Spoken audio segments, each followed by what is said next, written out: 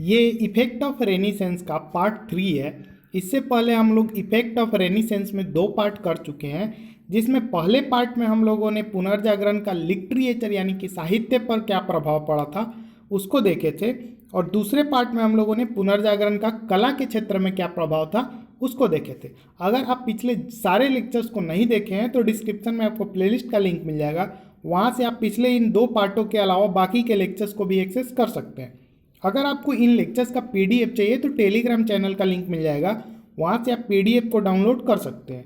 तो चलिए आज का लेक्चर स्टार्ट करते हैं, जिसमें हम लोग पुनर्जागरण का अदर फील्ड में यानी कि जो बाकी के क्षेत्र थे उसमें क्या प्रभाव पड़ा था उसको डिस्कस करेंगे। मेरा नाम है Dhananjay Singh, welcome to arts study में डीजी। तो सबसे पहले हम लोग देखते हैं इफेक्ट ऑन साइंस। तो पुनर्जागरण का विज्ञान के क्षेत्र में क्या प्रभाव पड़ा। तो जैसा कि हम लोग बाकी के क्षेत्रों में देखे थे प्रभाव पड़ा था पुनर्जागरण का, वैसे ही विज्ञान के क्षेत्र में भी साइंटिफिक नॉलेज के इंक्रीमेंट में यानी कि डेवलपमेंट में, साइंटिफिक नॉलेज के विकास में भी पुनर्जागरण का प्रभाव पड़ा था। तो देखिए मेनली जो साइंटिफिक डिस्कवरीज हुए वो 17th और 18th सेंचुरी में हुए थे, यानी कि 17वीं और 18वीं शताब्दी में विज्ञान के क्षेत्र में बहुत सारे डिस्कवरीज हुए, खोज हुए। लेकिन इसका जो बीजारोपण था यानी कि इसका जो शुरुआत था वो पुनर्जागरण काल में ही हो गया था।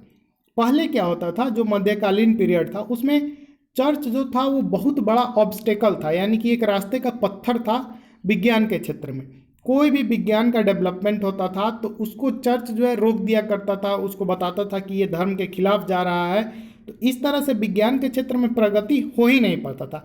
लेकिन जब पुनर्जागरण का चेतना आया, पुनर्जागरण के चेतना के कारण लोगों के अंदर अब चर्च से विश्वास जो है धीरे धीरे कम होते लगा, और वे लोग जो है कंटेक्ट में आने लगे मॉडर्न आइडियाज के, बाय अबेंडोनिंग नैरो व्यूज, यानी कि जो संकीर्ण मानसिकता टाइप का जो पहले से चला आ रहा था उसको अब बोले कि भाई अब ये सब नहीं चलेगा, अब हम लोग जो है नई चेतना के अंदर में आ चुके हैं। नया उनके अंदर एक खोजी प्रवृत्ति डेवलप हो गया था, जो कि आगे उन लोगों को नॉलेज के क्षेत्र में काफ़ी ज़्यादा डेवलपमेंट किया, और यही डेवलपमेंट साइंस के क्षेत्र में तरक्की करवाया।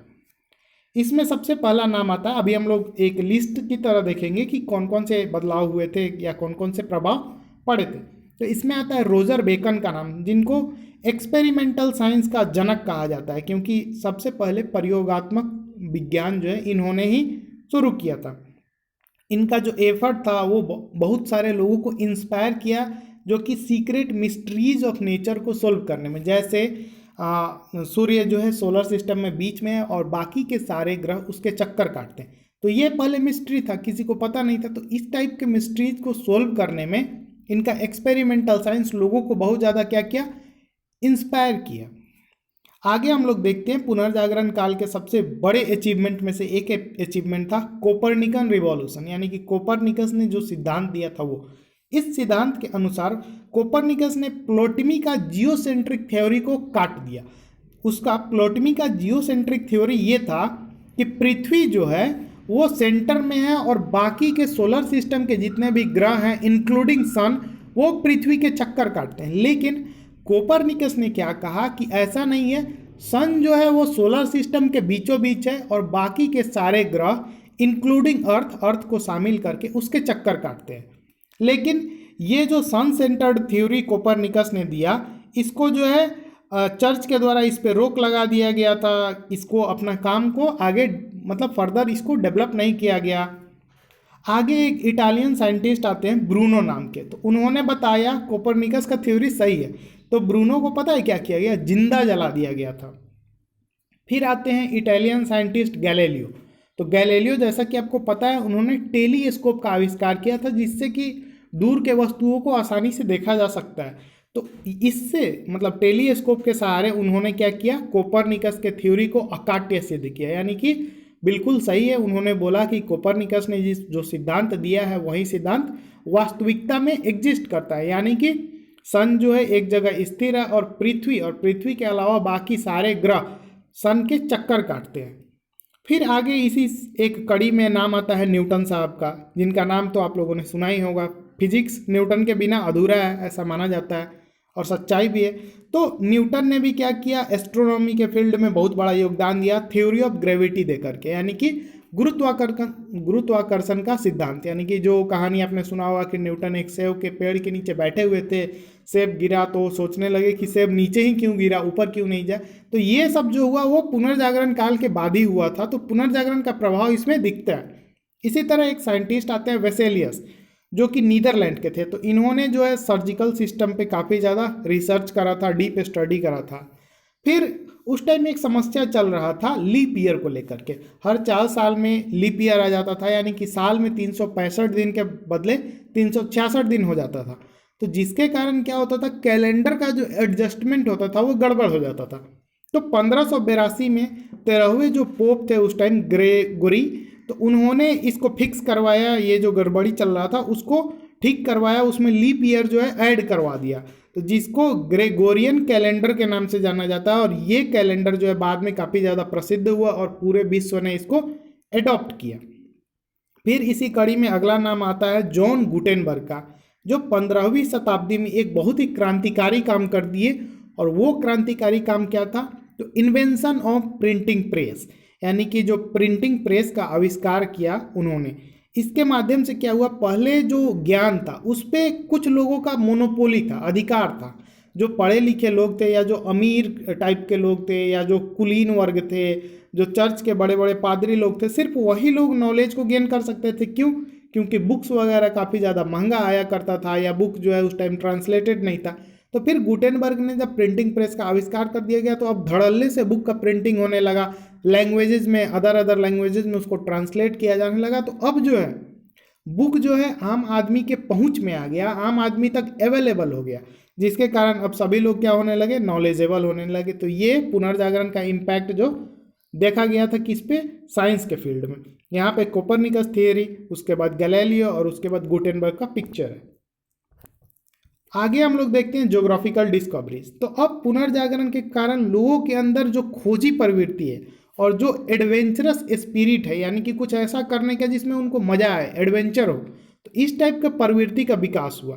तो इसी में आता है 1488 में बार्थमेलो डियास, जो कि कोस्ट ऑफ अफ्रीका पे पहुंच गए, अफ्रीका का एक कोस्ट था, और उस जगह को बाद में नाम दिया गया केप ऑफ गुड होप, जिसके सहारे आगे लोग ट्रेवल करने लगा। उसके बाद फिर 1498 में वास्को डिगामा आते हैं India, Cape of Good Hope के सहारे ही, वहाँ पे उसी रूट के सहारे आए।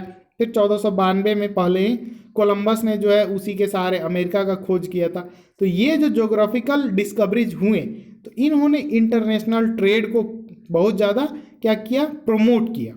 ठीक है, साथ ही साथ कॉलोनियलिज्म और इंपीरियलिज्म का जो है क्या बोलते हैं, स्थापना भी एक तरह से इसी के सहारे हुआ, ज्योग्राफिकल डिस्कवरीज के कारण। तो ये एक पुनर्जागरण का बहुत बड़ा इफेक्ट देखा जा सकता है ज्योग्राफिकल डिस्कवरीज के क्षेत्र। इस पिक्चर में आप देख सकते हैं यहीं पे है केप ऑफ गुड होप। तो पहले वो यहाँ से यहाँ आए और फिर यहाँ से आगे इंडिया का खोज हुआ था। इफेक्ट ऑन सोशल लाइफ, यानी कि सामाजिक जीवन में क्या प्रभाव पड़ा। तो अब जो है एक खास व्यक्ति का क्या कैपेबिलिटी है, क्या उसका एबिलिटी है, उसको परखा जाने लगा। पहले एक ग्रुप ऑफ पीपल के बेसिस पे लोगों को जज किया जाता था, लेकिन अब नहीं। अब क्या होने लगा, अब हर व्यक्ति के अंदर कोई ना कोई गुण है, उसका कोई ना कोई क्षमता है, और इस बेसिस पे उसको जज किया जाने लगा। और इसी एटीट्यूड के कारण लोगों के अंदर जो एक साइंटिफिक और एनालिटिकल स्किल है, यानी कि वैज्ञानिक जो सोच वाली क्षमता है या जो एनालिसिस करने का जो क्षमता है, उसका बहुत ज़्यादा विकास हुआ। लोग जो है अब इहलोक पे ज़्यादा ध्यान देने लगे परलोक के अलावा, क्योंकि दूसरे लोक में क्या हुआ किसी को नहीं पता था। अब लोगों को दूसरे लोक से विश्वास जो है उठ चुका था। अब उनको इहलोक, यानी कि इस जीवन में जो मानव जीवन उनको मिला है उस पर फोकस करना प्रायोरिटी उनका लगने लगा। इसी तरह से सिविलियन लाइफ जो है काफ़ी ज़्यादा इंक्रीज हुआ। जैसे जैसे मिडिल क्लास जो है अर्निंग करने लगे, धन को इकट्ठा करने लगे, तो डेवलपमेंट होने लगा। मिडिल क्लास के पास पैसा आने लगा, तो उनका जो आम जीवन का स्तर था ना, उसमें काफ़ी ज़्यादा विकास हुआ। तो ये जब मिडिल क्लास का विकास होने लगा, तो मिडिल क्लास के पास धन आया, पैसा आया। अब जो है समाज में बहुत सारी अनेकताएं चल रही थी, यानी कि एक क्लास था जो प्रिविलेज था, उसको बहुत सारे सुविधाएं दी जाती थी, टैक्स में छूट दिया जाता था, समाज में इज्जत दी जाती थी। और एक क्लास जो है वो बहुत ज़्यादा अनप्रिविलेज था, उसको कोई भी अधिकार नहीं था, लेकिन वे लोग टैक्स वगैरह भी देते थे। तो इस तरीके से क्या हुआ कि मिडिल क्लास के पास जब पैसा आने लगा, लेकिन अधिकार नहीं मिल रहा था। तो अब दोनों के बीच में क्या होने लगा, टेंशन स्टार्ट होने लगा। मिडिल क्लास ये बोलने लगा भाई मेरे पास भी पैसा है, हमको भी अधिकार दो, हमको भी इज्जत दो। तो अब कम्युनल टेंशन एक तरह से बढ़ने लगा। There was a significant improvement in life of the women of the upper caste. तो जो महिलाएं थी उनके भी जीवन में काफ़ी ज़्यादा विकास हुआ, उनके जीवन का जो स्तर था। लेकिन ये जो है वो अपर कास्ट तक सीमित था, जो ऊपरी वर्ग के जो लोग थे उनमें सीमित था। नीचे पुनर्जागरण टाइम में बहुत ज़्यादा प्रभाव नहीं देखा गया। इसके साथ साथ जो है एजुकेशन के क्षेत्र में भी वे लोग काफ़ी ज़्यादा इंटरेस्ट दिखाने लगे महिलाएं, ठीक है। सोशल, इकोनॉमिक, पॉलिटिकल लाइफ में भी उनका इंटरफेरेंस या एक तरह से बोला जाए तो शामिल होना, तो इस सारे एक्टिविटीज़ में भी वो अब शामिल होने लगे। Fundamental changes began to take place in social institutions and values.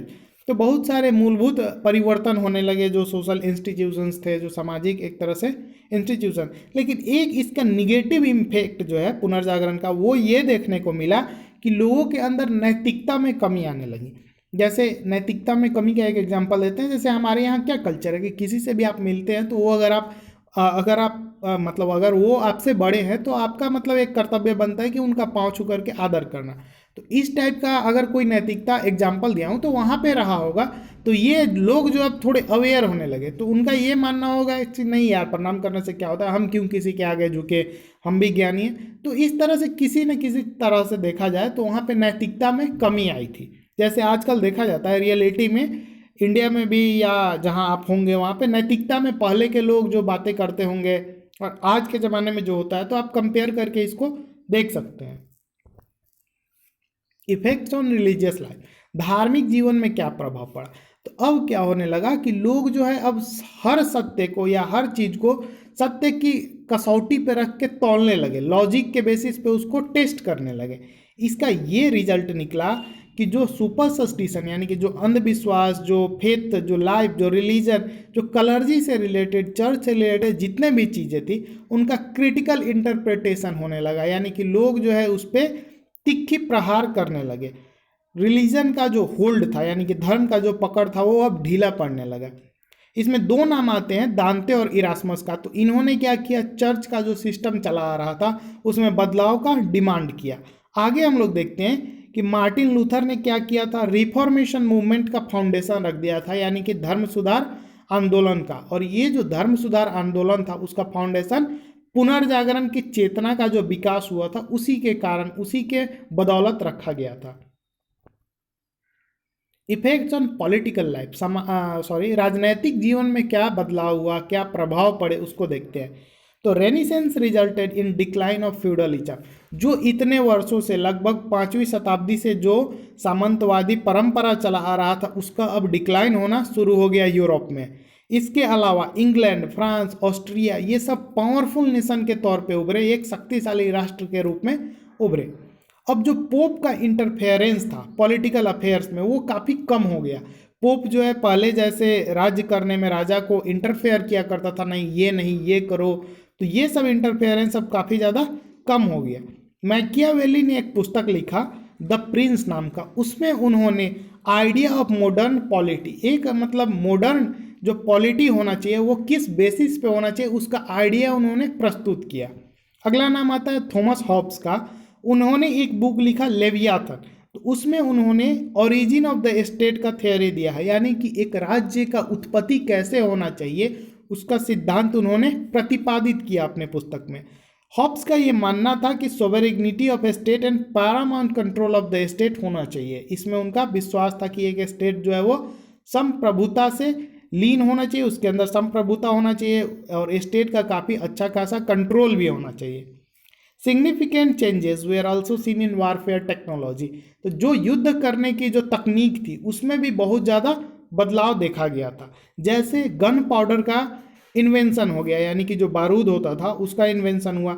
अब इससे जो है नए नए वेपन बनने लगे और इस नए वेपन के डेवलपमेंट के कारण पहले क्या होता था, किले बनाए जाते थे, किले में छुप करके लड़ाई वगैरह हुआ जाता था, किला बनाया जाता था ताकि उनका जो राजा का जो राज्य है वो सुरक्षित रह सके। तो अब जो फोर्ट का इंपॉर्टेंस था वो खत्म हो गया गन पाउडर के कारण, क्योंकि युद्ध अब आमने सामने होने लगा, हथियारों के बदौलत होने लगा। इकोनॉमिक इफेक्ट क्या था पुनर्जागरण का, यानी कि आर्थिक प्रभाव क्या था। तो दो सिस्टम चला आ रहा था, guild system and manner system Europe में मेडिएवल पीरियड में। तो ये गिल्ड और मैनर सिस्टम जो था उसका अब पतन हो गया, ये सिस्टम अब खत्म हो गया। इसी के साथ साथ जैसे जैसे फ्यूडल सिस्टम कमजोर पड़ा, तो ये जो सिस्टम ट्रेडिशनल सिस्टम चला आ रहा था, परंपरागत जो सिस्टम था वहाँ पे इकोनॉमी में, उसको अब सेटबैक लगा, बहुत बड़ा धक्का आया। तो इसके कारण जो है लोग अब मटेरियलिज्म पे ज़्यादा फोकस करने लगे, यानी कि भौतिकवाद पे।